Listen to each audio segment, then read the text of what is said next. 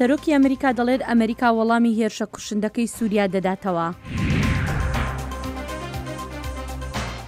FBI چۆتە سەر ماڵ و ئۆفیسی پارێزەری سەرۆک ترامپ. هونەرمەندێکی سووریایی مەینەتەکانی وڵاتەکەی بەڕێگای هونەرەکەی نیشان جیهان دەدات. سڵاو و بەخێربێنەوە بۆ بەرنامەی کورد کۆنێکشنی ئەمڕۆمان. کورد کۆنێکشن بەرنامەکە ڕاستە خۆیان ڕۆژین سێشەم و ئینیە ji dengê ئەمریکا li Washington bi silav û rêzên germ.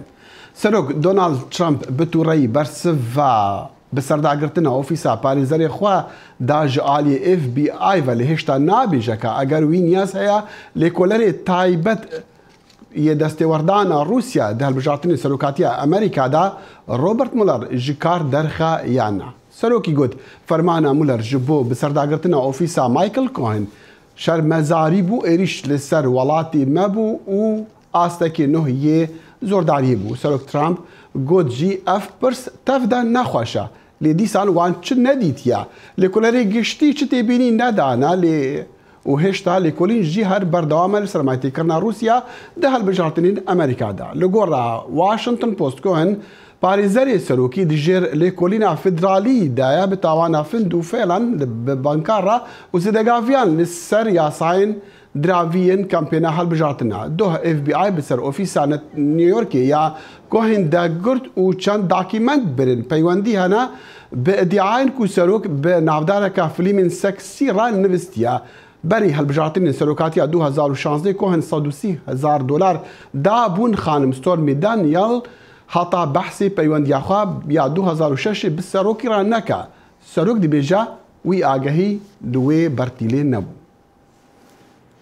باڵیێزی ئەمریکا بۆ نەتەوە یەکگرتوەکانێکی هێڵی گوتوێتی وڵاتە یەکگرتوەکانی ئەمریکا وەڵامی هێرشە گومان لێکراوە کیمیاویەکەی سووریا دەکاتەوە کە کردوێتە سەر خەڵکی سیڤیلی دۆما ئەگەر ئەنجومەنی ئاسایشی نێتەوە یەکگرتوەکان لە کۆتاییدا هەنگاو بنێت بۆ پاراستنی خەڵکی سووریا یان نا. سەرۆک دانەڵد ترامپیش لەگەڵ تیمی ئاسایشی نیشتیمانی تاوتوێی بژارەکان دەکات و دەڵێت بڕیار لەسەر بژارەکان دەدات. وەزارەتی دەرەوە بە دەنگی ئەمریکای ڕاگەیاند راپۆرتەکانیان لەسەر هێرشە کیمیایە گومانبارەکەی ڕۆژی شەمە بینیوە کە کراوەتە سەر دۆمای سووریا نزیکەی 85 کەسی تێدا کوژراوە و زیاتر لە 1000 کەسیش بریندار بوون لە ناویاندا زۆربەی ژن و مناڵیش. لە دانیشتێکی تایبەتی ئەنجومەنی ئاسایشی نێتەوە یەکگرتوەکان باڵێزی ئەمریکانێکی هێڵی گوتی دەیتوانی وێنەی ئەو خەڵکە بێتاوانە ببات تا نیشانیان بدات بەڵام لە ئێستادا شتەکە زۆر لە نیشاندانی وێنەی تەرمی منداڵ زیاترە. ئێمە گەیشتوونەتە ئەو ساتەی کە دەبێت جیهان ببینێت بڕیاری دادوەرانە دراوە. مێژوو ئەم ساتە وەختە تۆمار دەکات جا ئایا ئەنجومەنی ئاسایش ئەرکەکانی خۆی بەجێ دەگەیەنێت یان شکستێکی ڕەهایە بۆ پاراستنی گەلی سووریا. جا بە هەر بارێکیان بێت ئەمریکا وەڵام دەداتەوە. باڵێزی رووسیا لە نەتەوە یەکگرتوەکان ڤاسیلی نەبینزیە گوتی پسپۆڕەکانی رووسیا لە ناوچەکە هیچ بەڵگەیەکی هێرشی چەکی کیمیاییان نەدۆزیوەتەوە. سەر لە بەیانی ڕۆژی دووشەمەش سەرۆک ترامپ ئەو هێرشێت ڕندانەی بۆ سەر سووریایەکان بە چەکی قەدەغەکراوی کیمیایی شەرمەزار کرد و گوتی هەموو ئەوانەی کە بەرپرسیارن دەبێت باجەکەی بدەن. ئەگەر رووسیا بێگەر سووریا بێگەر ئێران بێگەر هەمیان بن پێکەوە ئێمە پێی دەزانین و بە زووترین کاتیش وەڵامەکە دەزانن. سەرۆک ترامپ بە ڕێگای تەلەفۆن لەگەڵ سەرۆکی فەڕەنسا ئیمانوێل ماکرۆن قسەی کرد و ئەوان کۆک بوون لەسەر ئەوەی لە نزیکەوە پەیوەندیان بەیەکەوە هەبێت لەسەر وەڵامێکی توند بۆ ئەوەی ڕژێمەکەی ئەسەد بەرپرسیار بکرێت. کاتێک پرسیار لەسەر لێدوانەکانی هەفتەی ڕابردووی ترامپ کرا لەسەر خواستی کشانەوەی سەربازانی ئەمریکا لە سووریا گوتەبێژی کۆشکی سپی سارا هاکەبی ساندرز گوتی سەرۆک دەخوازێت بەڵام ئەو دەشیەوێت دڵنیا بێت لەوەی ڕێگەی بەکارهێنانی چەکی کیمیایی بۆ سەر خەڵکی سیڤیل لە ئەسەد بگیرێت. ئەو گوتیشی ئاماژەکردن بەوەی ئەمریکا دەیەوێت هێزەکانی بکشێنێتەوە بە هیچ شێوەیەک مانای زیانگەیاندن بە تواناکانی بۆ بەرپرسیارکردنی لایەنەکان نییە. ێریشا بچەکی کیمیایی لەسەر مەدەنیان لە دوومە سووریایە ڕێبەرین جیهانی تووڕەکردنە جواناژی سەرۆکوەزیرە بریتانی تریسا مەی خانم مەی دەبێژە دەوێ ئەو وڵاتین پشتەوانیە لە سەرۆکی سووری دیکن ژوێ تاوانی بەرپرسیار بن. ئەمەش لە کاتێکدایە کە وەزیری بەرگری جیمز ماتس هیچ بژارەیەک بۆ وەڵامدانەوەی سووریا بۆ ئەو هێرشە کیمیایە گومانبارە بە دوور نازانێت. دوای هێرشی بەگاز لە سووریا وەزیری بەرگری ئەمریکا لە دەمێکدا میوانداری لە ئەمێری قەتەر دەکرد لۆمەی خستە سەر رووسیا کە بەڵێنەکانی خۆی بە ئەنجام نەگەیاندووە.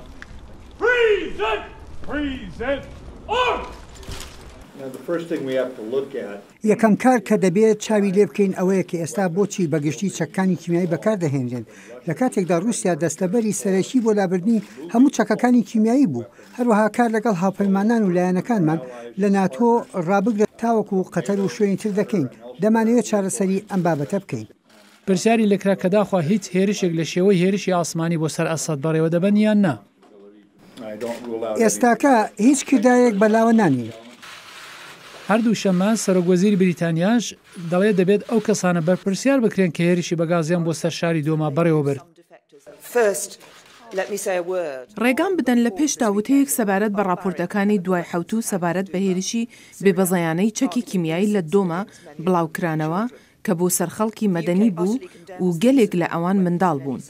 بەبێ قسە بەریتانیا لە هەر دۆخێکدا بەکارهێنانی چەکەکانی کیمیایی محکوم دەکەین و دەبێت بە شێوەی تەنگەتاوی بزانین ڕۆژی شەمبە چی ڕوویدا.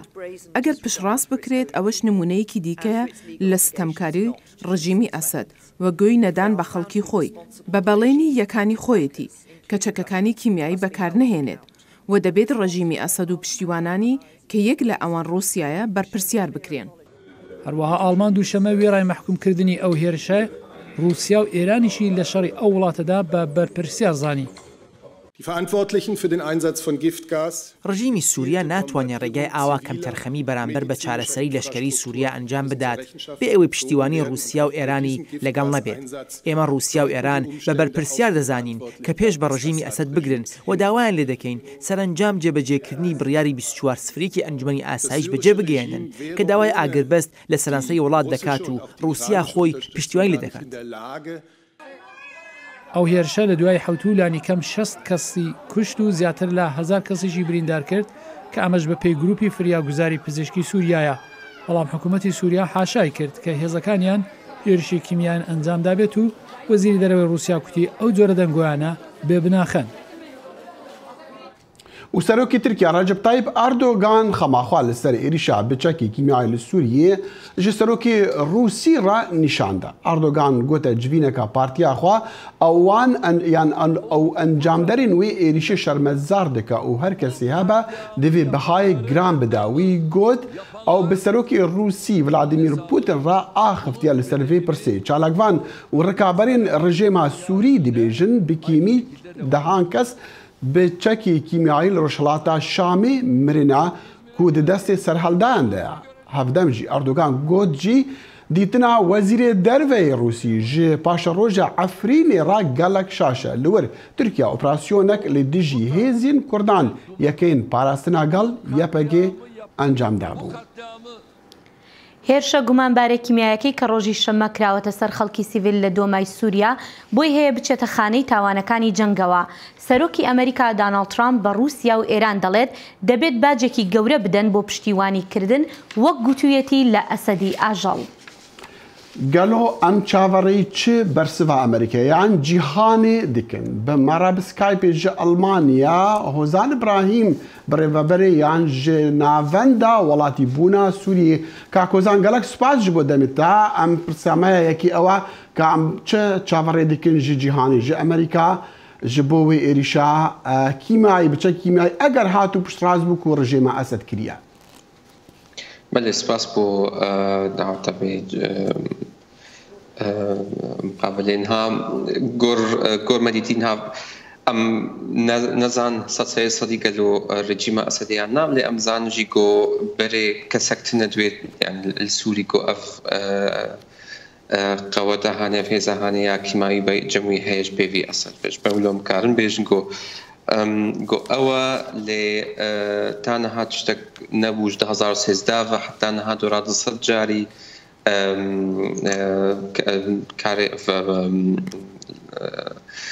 سلاح کیمایی بکار هات بکار ئانینە لێ تجاری چەکنە و جارێک تەنێ وەختا خان شێخون ئەوژی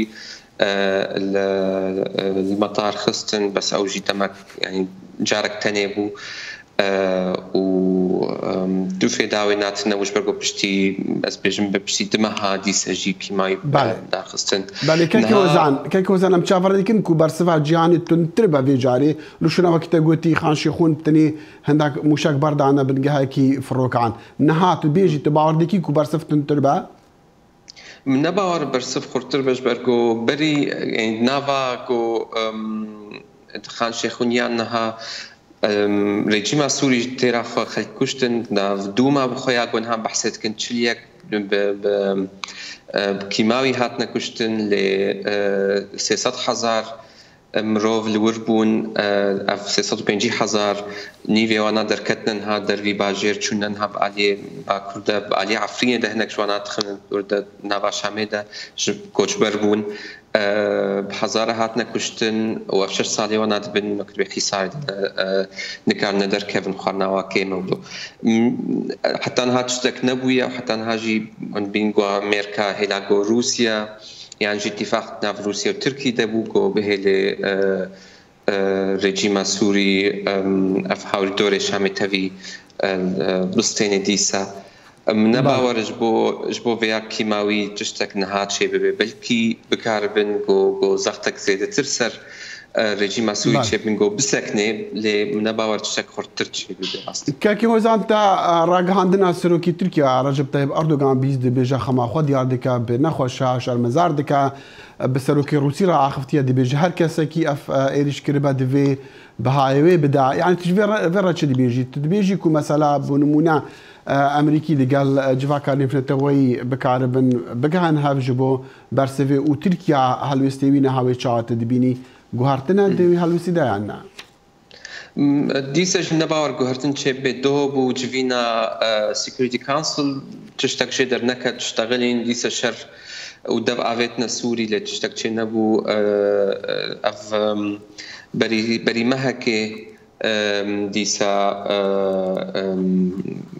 سیکوریتی کانسل دیسە قرارێک دەرخست لێ ئەف قرارە هەنێژی کار نەهات ئەف هەیڤەک گۆت دەوێت دەماوێ هەیڤەهانی گەرەکە تشەر چێنە بێ سووری ناوێ نادەژی عەفرین بوو ترکی بەرنەسەکنی و رژیما سووریژی و نە رووسیا بەرنەسەکنی ئەم دەمەکە وەکە ڕۆبرۆ ئەم دانوستاندنێ ناو رووسیا و رژیمێ و کەسێ شەروانویێ مەدەنیژی دوومە پەیوات چون کاوێ چ چێ دەبێ رژیم نەدهێلا گوت وەکردن چێ بێ رووسیا ژی یاگۆ خۆت خستە بوو وەکە مدیێتە شود هات دیسەژی ئالیکاریا مەزن نەکرد هاگو هەرتن چێ بێ پرسا داوی بکورتی و نیوی دیکەن چ یعنی چ چێ بە لە سووریا چ بکەن دنیا ڕژێمان سووری بکە بکورتی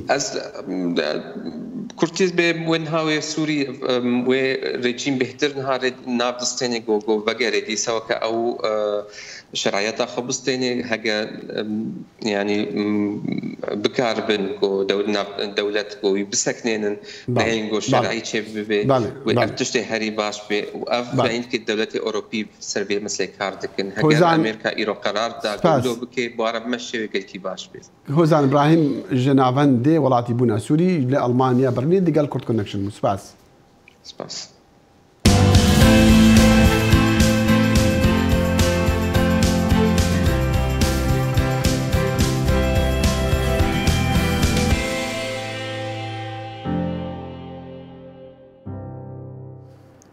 خاوەنی فەیسبوک ماک زاکربرگ لەم هەفتەیەدا ڕوبەڕووی چەند پرسیاری سەخت دەبێتەوە لە کۆنگرێسی ئەمریکا پاش ئەوەی دەستگایەکی سیاسی سەر بە ترامپ لە کاتی هەڵبژاردنەکانی ساڵی 2016 دەستی ڕاگەیشت بوو بە زانیاریەکانی 87 ملیۆن بەکارهێنەری فەیسبوک. کۆنگرێس دەیەوێت وەڵامی پرسیارەکانی دەست بکەوێت نەک تەنها داوای بەخشین بکات. کاربەرستانی فەیسبوک لە پاییزی ڕابردووشدا ڕوبەڕووی پرسیار بوونەوە لەسەر ئەو ڕۆڵەی لە کاتی هەڵبژاردنەکاندا دەیانبینی، بەڵام ئاستی ئەم شەرمەزاریەی ئێستا وای کرد کە زاکربرگ خۆی لە بەردەم یاسادانەران ئامادە بێت. کۆش کاسپی بەڕەوانیە ژێ بڕیارە سەرۆک ترامپ دکات ji بۆ دانانا سەربازان لەسەر سنوورên ئەمریکا diگەل مەکسیکۆ هەتانەها بتنێ سێ ئۆستانن و سنوور diگەل مەکسیکۆانە رازی بوونە هێزên نۆبەدارên نیشتیمانی بهێنێرن ji بۆ پشتەوانیە ئاژانسا پاراستنان یا سنووران. ئەمەش لە کاتێکدایە کە ئەجێندای فراوانتری سەرۆک ترامپ بۆ کۆچبەری هەتا ئێستا ڕێگەی لێگیراوە. جوودکارê Başûrê Texas û endamêberê artêşê Roberto Escobar destûr da ku leşkerên Amerîka heta Rio Grande derkeve erdê wî. قاچاقچی هەردەم تێن ئەس bi çavexwewan dibînim û dengê wan dibîstim. Eger em bikin rekê li 5 ji sedê ji derbaskirina madeyên hoşber li ser sinûr bigirîn ev jî baş e. Li Meksîk kûçberên Amerîka navîn xwepêşandana li dervê balyozxana Amerîka dikin û dibêjin ew neçar man welatê xwe bihêlin. Em gelek êşê ji destê hikûmetê û çeteyan dikişînîn. Kes rewşa me fêm nake. Xwendin tin neye. Serok Trump li ser axiftina xwe dimîne û bi twîtekê got em dê sinûrê xwe li Başûrê girîn. Gelê welatê me berkeftî daxwaza selametiyê û ewlekariyê dikin. Divê tu îşareta sor bû bişînî, bêjîne hêr raweste vê geştê bi dawî bîne. Kar bi destên kuşkaspî kêmbûna derbasbûna sinûrî ya neqanûnî bes nabînin. Ser sinûrê me gemiya avdêrandî heye. Ez bi hebûna nava ava gemiye dikên kanê çawan dê qurtarkîn. Ez bawerim serût vê qûnaxê de zelal bû êdî bes e. Bila çareser bibe û ava nava gemiye rawistînin. Sersinûr Arizona û Texas bilez bersiva banga Trump kir û hevbîr bûn ku hêzên zêrevana neteweyî bişînin ser tixîb. Parêzgara Oregon Kate Brown li ser Twitter got ez gelek nerehetim bi plana Trump ku leşkerî dante ser sinûrê. Tu nikarî tenê bişandina hêzên navbedariyê sînorê xwe biparêzî. Senatör Graham dest di qanûna xurtkirina ewlehiya sinûr da bernivîsa reforma koçberî û peydakirina statûya qanûnî ji bo zarokên ku bi qaçaxî hatin Amerîka heye. Kuşkaspî ev pêşniyar hêj di destpêkê da bi tundî red kir. Di heman demda senatûyê bi piraniya komariyan bernivîsa reforma koçberiya Trump red kir. Dadgehên Amerîkî biryarawiya jê birina qanûna DACA û Kongrêsê tinê beşek ji danana dîwarên ser sinûr pejirand. Graham dibêje rêkeftineka lêhevkirî ya ser koçberî hêj ta pêdiviye û her wiha baştirkirina mercên jiyanê li Amerîkaya navîn û cihêndî jî pêdiviye. Xelkê aliyê me yê başûr aboriyeke saxlem nîne û eger tu vê yekê çareser nekî, tu yê qet nikaribe kêşeya koçberan çareserkî. Avakirina dîwar tenê tiştekî nake. Renge di hilcivîna welatên Amerîkî da li Pêrû derbara mijara koçberiyê û bazirganiyê givaştin li ser Trump çêbe. Ji 8 milyon xelkê Îranê yên ku piraniya wan şîane 15 milyon ciwana Sunnî ne û ew weka kêmanî tên hejmartin. وسنە ئاینزاکانی بە بەراورد لەگەڵ کەمینەکانی تر دەرفەتی سیاسی و ئابووریان کەمترە و بایەخی کەمتریان پێدەدرێت و زۆربەی جار دەبنە قوربانی ڕادیکاڵ بوون لە کاتێکدا ناکۆکیەکانی نێوان هەردوو نەیاری هەرێمی عەرەبستانی سعودیە و ئێران زیاد دەبێت. ئێران دەوڵەتێکی فرەنەتەوە و ئاین و ئاینزایە، بەڵام ڕژێمەکەی ئێستای بە گوتەی ئاگایانی سیاسی دەخوازێ هەموو لایەک لەژێر چەتری شیعەگەراییدا کۆبکاتەوە، هەرچەندە تاکو ئێستا توانیوێتی کێشەی ئاینزایی لە وڵاتە بە بێدەنگی کپ بکات. لەو باوەڕەدان ئەگەر هەرچ پێگەیەک بدەن بە سونەکان نەهێنی زۆریان دەست دەکەوێت و لەگەڵ وڵاتانی سونەدا ئاڵوێری دەکەن. گومانی تونڕەوی لە پاڵ ئەو ئاینزایەدا هەیە. ئەوە وەک بەهانەیەک بەکاری دێنن یاخود هۆکاری خۆیان هەیە. بەڵام ئەوە حەقیقەتێکە هەرچەندە بەکەمی ئێرانی لەوە دەگەن کە لە نێو فارزدا سونە هەبن. بەلوچەکان و تورکمانەکان و کوردەکان سونین. ئێران لە دەرەوەی وڵاتەکەی کۆمەک بە شیعەکانەکات لە هەر کوێ بن، تەنانەت کۆمەکی گروپێکی وەکو حەماس لە دژی ئیسرائیل دەکات کە سونەن. بەڵام لە تاران ڕێگە نادات سونەکان مزگەوتێکیان هەبێت. لە هەمبەریکردنی سونەکانی ئیران لەگەڵ مەسیحی و جوولەکەکان ئەوان ئازادیان زیاترە. سەرەڕای ئەوەی کە ژمارەی دانیشتوانی سونەکان زیاترە، بۆ نمونە لە تەهران ڕێگەیان نەداوە مزگەوتیان هەبێت کە لەوێ لە ملیۆنێک زیاترن. ئەوان نوێژ لە ماڵەکانیاندا دەکەن و هیچ خزمەت گوزاریەکی حکومی نایگرێتەوە. لە بەرامبەردا جوولەکە و کریسیانەکان کلێسە و سینەگۆگیان هەیە. کورد یەکێکە لە نەتەوە گەورەکانی ئێران کە چاوی لە مافی نەتەوەییە لەو وڵاتەی پێ ناچێت کێکی دەسەڵات لەگەڵ کووردا بەش بکات وەک نەتەوەیەکی غەیرە فارس و وەک ئاینزایەکی سوناش. کوردستانی ئێران وانە هەلمانین و نەتەوەین گروپێکی جیهادی سەلەفی بچووک هەیە بەڵام ئەوانیش لە عێراقەوە هاتوون پاشەوەی ئەمریکا لە ساڵی 2003 لە عێراق لە بارگاکانی ئەنسارولئیسلامیدا. تا دێ ئێران لە خەونی هیلالی شیعە لە خۆرهەڵاتی ناوەڕاست نزیگە بێتەوە و هەوڵ دەدات پێگەی بەهێزتر بکات ئیدی سەرڕای ئەوەی لە نێو خۆی وڵاتەکەی خەڵکەکەی بەدەست قورسی ژیانەوە دەناڵێن و ناو بە ناو شەقام پڕەکەن لە دەنجی ناڕەزایەتی. هەرز گۆڕانکاریەک ڕوو بدات دەبێت لە نێو خۆی ئێرانەوە ڕوو بدات. ئەگەر بەهۆی دەستێوەردانی دەرەوە ڕوو بدات ئەوە هاوشێوەی ئەو دەستێوەردانانەی تر دەبێت کە شکستیان خواردووە وەک لە عێراق، سووریا و لیبیا.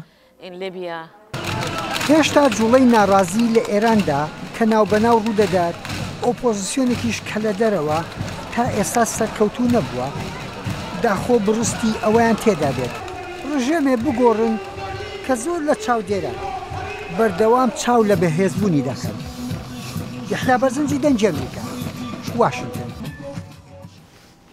پشتی خواندناخوا بە داوای ئینای محەممەد حافز یە سووری لە ئەمریکا ئاسێ دمینە لێ بێکار نامینە ئەو دەست بەکارێکی هوەری نه دکا بتایبەتژی پشتی وڵاتێوی بووی مەدانە شەڕین خوێنی هۆنەریوی پەیکەرین بە شێوەیە مال و ئاواهیین دشەردا وێران بووی سرنجە ئەمریکیان ڕاکێشایخوا لوقمان ئەحمەد یە دەنگی ئەمریکا سەرداناوی کردبوو.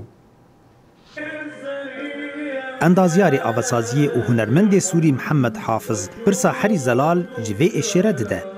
ایشا دوربونه و هستین بری کرنی نتنه ده پاخل و سینگا مروفا ددمینه لجارجانا دبن کانین آفراندنی و بهرمندیه. ایجا توگو دناوا خوینا جنگ که ده به همپا بگوزن وکو یاسودی. گلو و رنگ وی بهرمندیه چاوابه. أنا بعد ما انحبست هون 8 سنين بأمريكا. پشتی از عاصبم 8 سالان لأمریکا دیکم سردانا من بو سوریا من گلک بیریا ولاتی دکر. از لسر جادا دچون به تلفون خو من جیانا روزانه تومار دکر. هوالد من گوتن تو دینی تو چت کی؟ اوج بری شری بول سال 2011. جد سپیکا شر سوریا محمد وکو هزاران خلق سوریا ماتی مابو بدنگ و خمگین ببو. کاچاوا وی برینه بین زمان او هنو وگریا زاروکتیا خواه و همو بیرانین خواه لسر شاما پایتخت و بهستایی آواسازی و بحرا خواه یا هنری گود و پیکر ججیانا شامیر آوا کر. أنا ماني لاجئ، أنا اجيت هون كمهاجر. از نپنا برم، از وکو کوچبر هاتم داخواز کار زانستی بوم، از لویر کاری دکم. پرز گریک لدما هیرش دیجی پنابران هاتی کرن، هزرکا نباش لسر پنابره هبو، بتایبت لامریکا، و او هزر هیکو پنابر گفه بسر پاراستنا نتوی. من خواست از کار خوب بکم با آوایی که هزرا مروانی بگهینم بریا ماده که همو خلق لیتب گهن. جانتا همو کس لیتید گهن گوتنه که امریکی هیا جان دناف چانت خودا. محمد خوازبالی بکشینه سر چاندا جواکا سوری بری شر به چاوا رنگارنگ بون و بهفدو جیانه که آرام و آشتیانه دجین. و اکراد کرد دروز کومالین دن جوانی ددنه جواکامه دولمندی ددنه جواکامه از هول ددم بیجمه گل خوی سوری اموان پی کاتاج بیر نکن. سوریا وکو ولات چاند و گیان دچاوی محمد نروخیایه او زندیه روزانه گلی نوی آفده آواهی نوی پاک دکه و بیرانین خواه بدنگ آزانا ملان و موزیکا رسن ره و جین دکه. اللي أنا أطمح له یاز بهیوی ما لدمک دیروگ بیت نویسین پشتی 200-300 سالان بیجت شرح بو لدمک بو اگرات تراجیدیاین مزن لأست تراجیدیاین شر دوی جهانی بو. از هیوید کم خلق بری خوب بدنا دیرو که و بیجن هندک هنرمندین سوری هبون سرداری دیگل وی چنده کرن. هنرمند زورن و از دی سر بلند بم اگر ناوی من دوی کومیدا هبتن. ایشا سوری به چندتاکی دستان دایه و به هر یکی سوری ره لسرانسری جهان دگره هر یک با آوای خواه اف بریناهان اینه زمان لی تفدجی خودان هیوینه گوی سبه باشتر به جه خلق سوریه ره. لقمان احمد دنگ امریکا.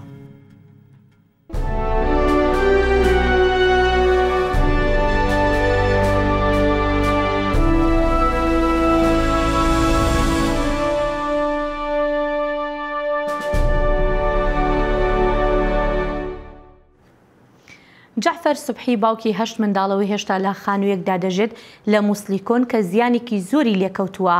ئەو بۆ دەنگی ئەمریکا قسە دەکات و باز لەوە دەکات کە چۆن داعش ماڵەکەیان وەکو شوێنی شەڕکردن لەگەڵ هێزە عێراقیەکاندا بەکارهێناوە. هاوڵاتیە دیەل زارۆکێن خوا di nava maleka gavelkirî de jiyana xwe borînin. Li serdemê azadkirina Mosulê çekdarên Daeş dihatine serê banê xaniyê wî û şer dikirin. Bo sedema wê çendê xaniyê wî hate bordumankirin û herifandin.